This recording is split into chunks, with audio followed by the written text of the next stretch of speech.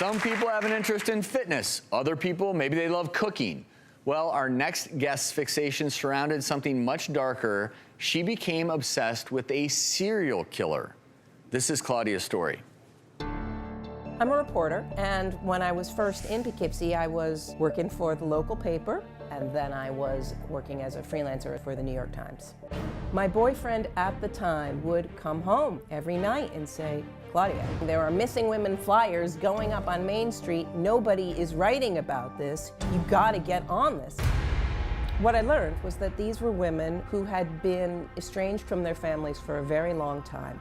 Most of them also were addicted to drugs and were streetwalking to support their habits. The first woman was reported missing in 1996, almost exactly 2 years later. Kendall Francois confessed. Then police go in and search the home and find all these bodies. And his parents are home, sister is there, and all this time there were bodies in the basement and in the attic. There were all kinds of secrets in that house. So the thing with Kendall was a pretty consistent pattern. He would pick up women on Main Street. This was his neighborhood. One of them he picked up right around the bank here. And he would take them home, and they would go into his room, be completing their transaction. As soon as they said, "I gotta go," he would flip and strangle them while raping them. So I covered the arrest, the confession, his various court appearances. But this case was in my head. I just couldn't get away from it. Who would do this? What kind of person? What does it mean? I didn't even know entirely what I was looking for, but I knew that I wanted to understand cruelty. There have been things in my life that were hard. When I was younger, things were not great at home. I was ruminating for years. When you knowingly hurt, why do you do it again? And so I finally wrote to Kendall in the county jail. I did get a letter back. Every time I received a letter from him, I was terrified to open it. I just kept doing it.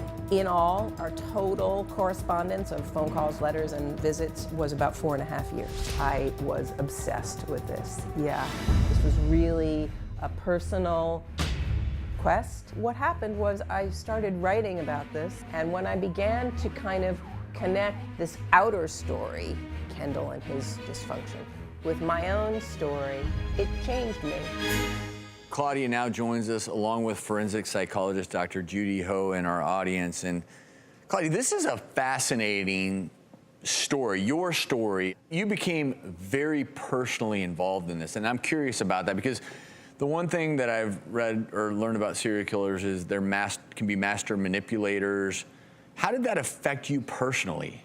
I had my own history of sort of emotional violence and rage in my family that had never really been addressed. And I felt that in many ways the story of Kendall Francois was a story of denial.